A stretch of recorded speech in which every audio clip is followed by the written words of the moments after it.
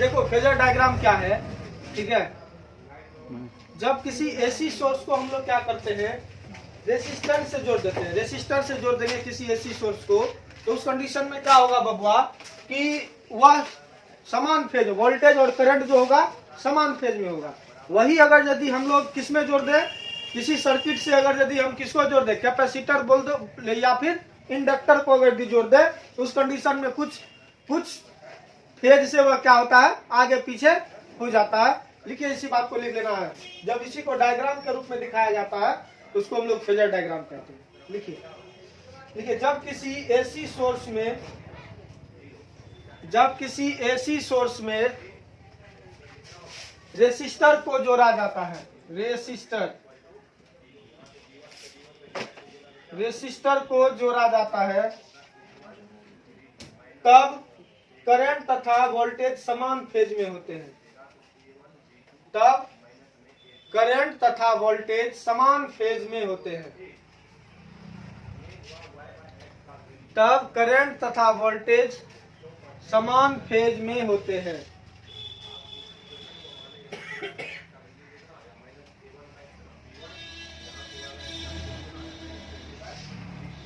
लेकिन जब AC circuit में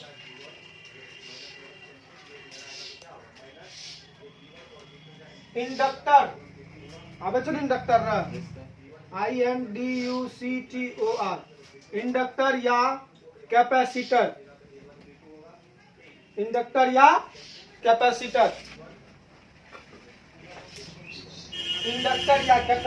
को जोड़ा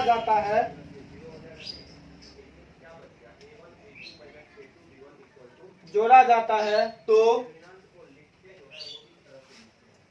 करंट तथा वोल्टेज में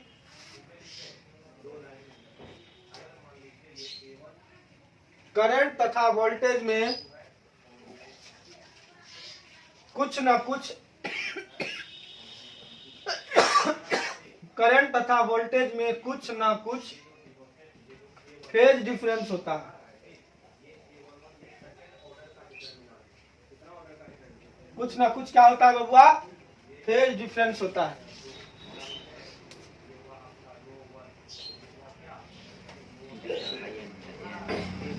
फेज डिफरेंस होता है जब इसे डायग्राम के रूप में व्यक्त किया जाता है।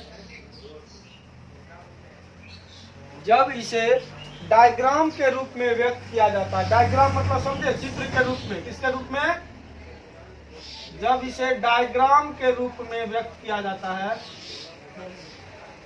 डायग्राम के रूप में व्यक्त किया जाता है, तब इसे फेजर डायग्राम कहते हैं।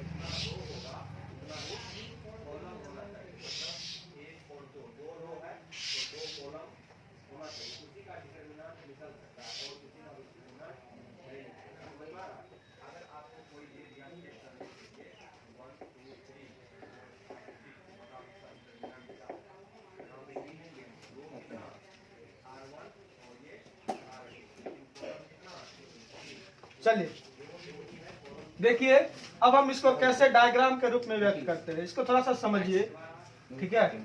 यह फिगर पे ही डिपेंड करता है। यदि मान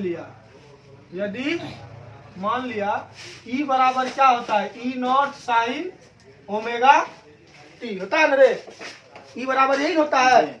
और I बराबर क्या होता है, I बराबर I0 साइन ओमेगा t होता है ना।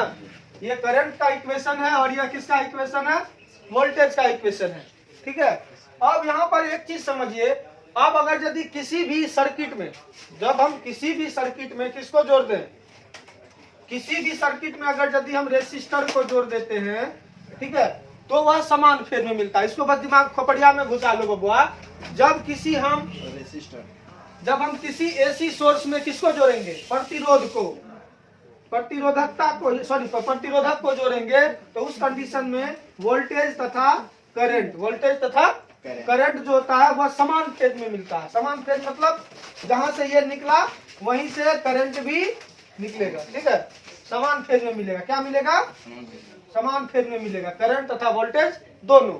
वही अगर यदि हम लोग इसमें किसको जोड़ दें, इंडक्टर को, किसको, ये इंडक्टर हुआ, ठीक है, इसको क्या बोलते हैं, इंडक्टर। और एक होता है कैपेसिटर, ये कैपेसिटर है ना रे, संधारित्र जिसको बोलते हैं, तो ये कैपेसिटर। अगर यदि हम इन दोनों को किसी एसी सर्किट में जोड़ दें तो क्या होगा कि वह कुछ ना कुछ फेज डिफरेंस होगा, उसमें कुछ ना कुछ अंतर जरूर होगा, ठीक है। जब हम कब जोड़ते हैं सर्किट में इंडक्टर या फिर कैपेसिटर को जोड़ते हैं तो उस कंडीशन में क्या होता है, कुछ ना कुछ फेज डिफरेंस होगा ही, और वही होगा। और जब उसको हम लोग डायग्राम के रूप में व्यक्त करते हैं तो उसी को क्या बोलते हैं, फेजर डायग्राम।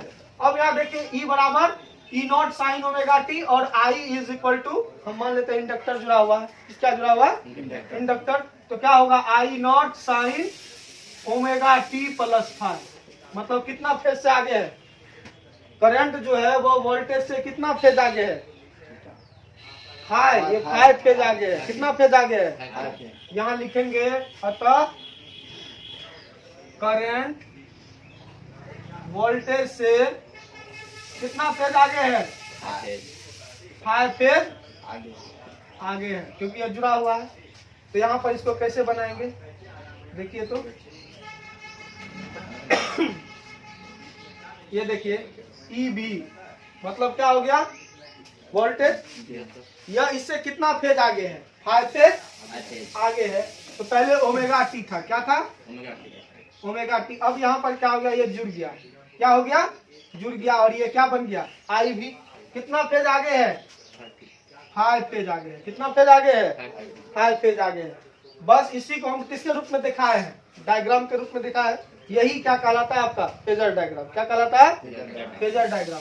फिर चलिए इसी में देखते हैं, मान लीजिए कि यहाँ से क्या हुआ, वोल्टेज स्टार्ट हुआ, क्या हो गया, वोल्टेज स्टार्ट हुआ ना, और देखिए करंट कहाँ से, 5 फेज से पीछे हो गया, क्या हो गया, 5 फेज से आगे है 5, तो कहाँ से स्टार्ट होगा, इस तरह से जाएगा, जाएगा ना होता है जल्दी से,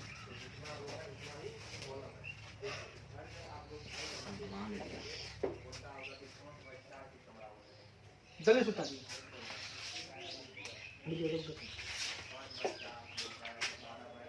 अब देखिए ये तो आगे था 5 फेज से, अब अगर पीछे हो 5 फेज से तब कैसे होगा, ठीक है।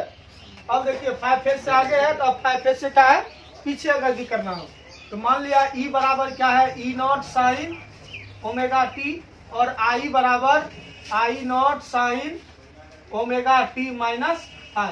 अब माइनस दे दिए, मतलब यह क्या है, 5 फेज से पीछे है, तो कहने का अर्थ है कितना फेज से पीछे, अतः करंट वोल्टेज से 5 फेज पीछे।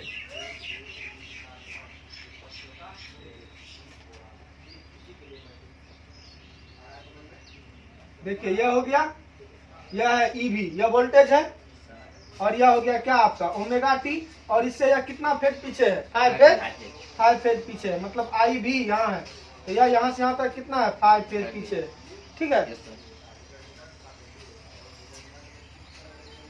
5 फेज पीछे। तो इसका बनेगा कैसे वेव फॉर्म,